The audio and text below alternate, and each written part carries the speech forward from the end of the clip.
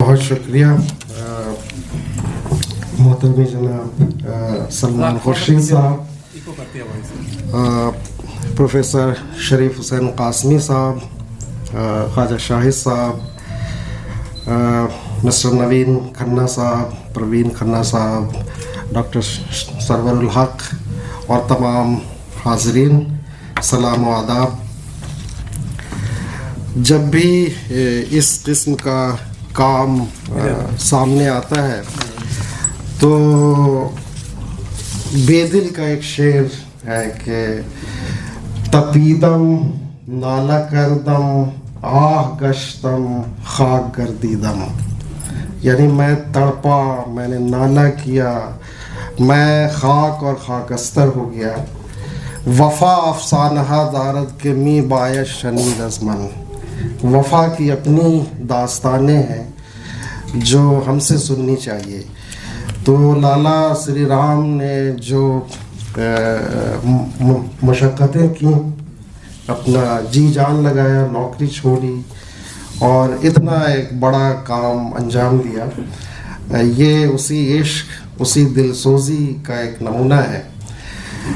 تین شخصیات جو ہے دلی کی تہذیب اور دلی کی جو پوری ثقافت ہے اس کے حوالے سے ہمیں بڑی دلچسپ لگتی ہے۔ ان کا تین لوگوں کا کام ہے جنہوں نے اس تہذیب کو بچانے کا بیڑا اٹھایا یا اس کو محفوظ کرنے کا۔ ایک سر سید ہیں جنہوں نے آثار الصنادید لکھا اور یہاں کے تمام آثار کو گئے اور خود ذاتی طور پہ جا کے اس کی تمام تفصیلات ضبط کر دی، ایک جگہ اس کو بچا لی۔ دوسرے لالا سری رام کے دوست اور معاصر تھے جنہوں نے اس کی نظر ثانی کی، اس 5 جلد کی، بلکہ پہلی جلد کی خاص طور سے، وہ تھے منشی سید احمد، جنہوں نے یہ بیڑا اٹھایا کہ جو دلی کا محاورہ ہے یا جو دلی کی زبان ہے یا جو دلی کے الفاظ ہیں اس کو بچا لیا جائے، اور انہوں نے 3 جلدوں میں فرہنگ آصفیہ لکھا، تیار کیا، جو آج بھی ایک سب سے بڑی لغات میں سے ہے، ڈکشنری میں سے ہے، اور آج بھی ہم سب استفادہ کرتے ہیں اس سے۔ اور تیسرا بڑا کام جو تھا وہ لالا شری رام جی کا تھا، خمخانہ جاوید، جیسا کہ شاہد صاحب نے کہا، خم کہتے ہیں مٹکا کو جس میں شراب رکھی جاتی ہے، خمخانہ یعنی شراب خانہ، جس میں تمام اردو شاعری کا انہوں نے یہاں پہ جمع کر رکھا ہے۔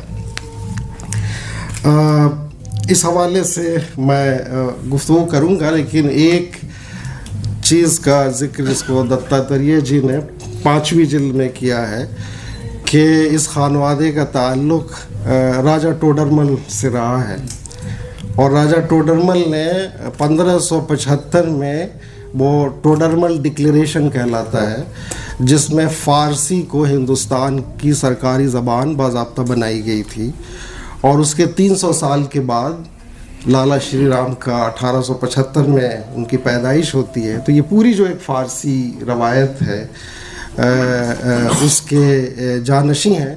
میں حال میں ایک کام کر رہا ہوں، وہ اب کتابی صورت اختیار کر لے، جو بنارس کا پرشین ٹریڈیشن ہے، اس میں ایک بڑا کلاسک کیس آیا کہ راجہ ٹوڈرمل اور خانوادے کے لوگوں کو غالباً معلوم ہو، اور ایک کنٹروورسی بھی اس میں ہے کہ وہ دوسرے راجہ ٹوڈرمل تھے، وہ وہاں کے گورنر تھے اور ان کی جائیداد وہاں پہ تھی، اور 2 بھائیوں میں بعد میں کیس چلا، اور اس کیس کا کہ جو جج بنائے گئے وہ تلسی داس بنائے گئے تھے، اور تلسی داس نے پورا اس پہ فیصلہ دیا جو جس کا فارسی پورا ڈاکومنٹ ہے۔ تو وہ میں جب کام کر رہا تھا تو وہ سارا دکھا، تو بڑا ایک دلچسپ پہلو یہ بھی ہے۔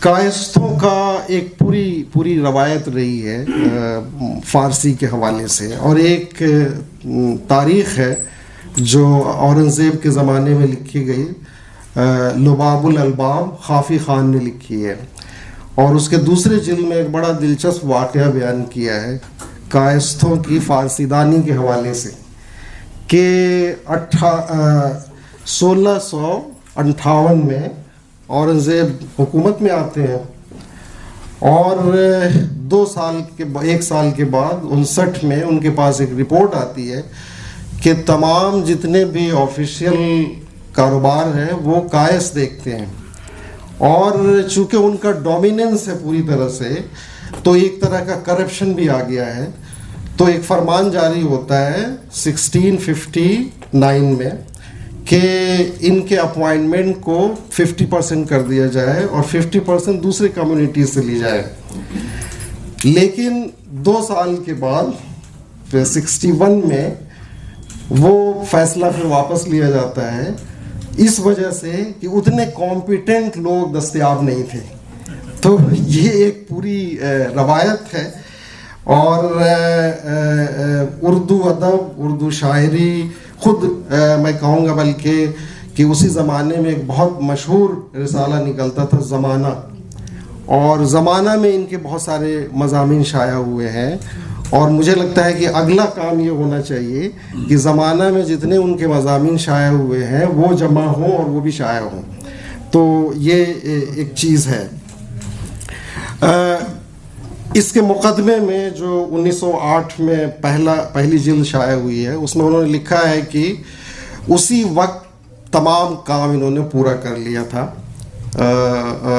1904 میں انہوں نے جاب چھوڑ دی تھی اور اس سے پہلے سے یہ پورا کام لگے ہوئے تھے، لیکن اس کی ترتیب پوری طرح سے نہیں ہوئی تھی. پہلی بار پوری طرح سے پہلی جلد آمادہ ہوئی اور اس کو سید احمد دہلوی نے اس کی نظر ثانی کی، اور پھر وہ نول کشور لاہور سے شائع ہوئی.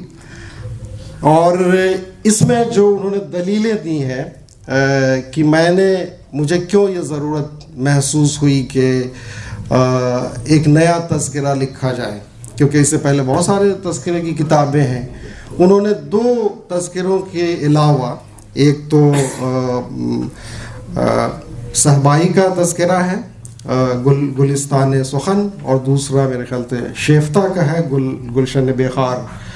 ان 2 کے علاوہ باقی تذکروں سے انہوں نے کہا کہ اس سے میں مطمئن نہیں ہوں، اس لیے ضروری ہے کہ نئے طرز سے یا نئے طریقے سے تذکرے کی کتاب تیار ہو.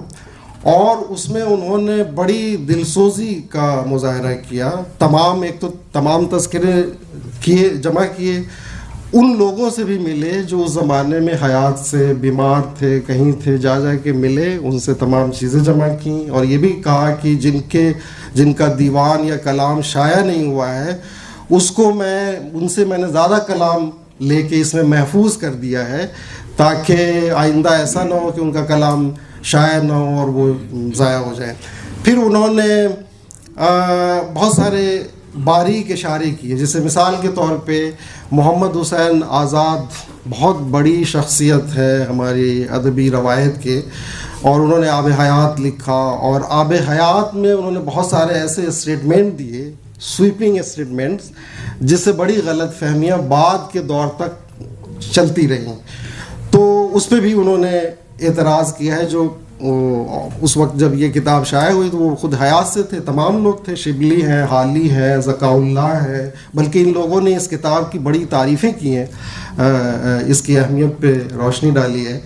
اور اس طرح سے اور انہوں نے یہ کہا کہ عام طور سے جو تذکرے لکھے گئے ہیں اس میں تعصبات ہمیں دکھتی ہے کہ بہت سارے لوگ ہیں تذکرہ نگار جو ہیں وہ اپنے دوستوں کو رکھ لیتے ہیں، اس میں ذکر کر لیتے ہیں، بہت سارے علاقائیت کو ملحوظ رکھتے ہیں.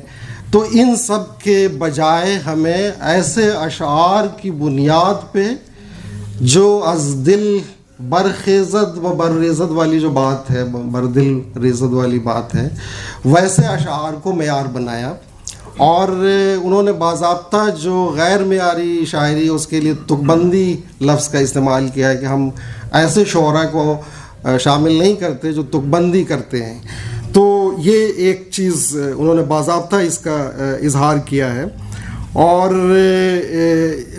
جتنے انہوں نے سورسز سے استفادہ کیا اس کے حوالے سے وہ خود ہی کہتے ہیں کہ تمتع ز ہر گوشے یافتم، یعنی ہر جگہ سے ہم نے جہاں جہاں کچھ بھی مجھے مل سکتا تھا اردو شاعری کے حوالے سے اس سے ہم نے استفادہ کیا ہے. ز ہر خرمنی گوشے خوشے یافتم، اور ہم نے ہر خرمن سے یا ہر کھیت یا ہر علاقے سے جو ہے ہمیں بہت سارے شعراء ایسے مل گئے.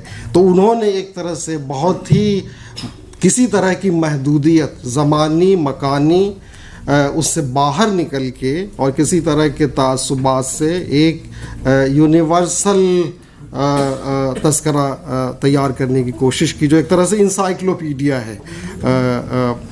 اور پھر ان شعراء کا جو اختصاص ہے اس کو پیش نظر رکھا ہے، نہ کہ اپنی صرف پسند کی بنیاد پہ شاعروں کے شعر کا انہوں نے انتخاب کیا.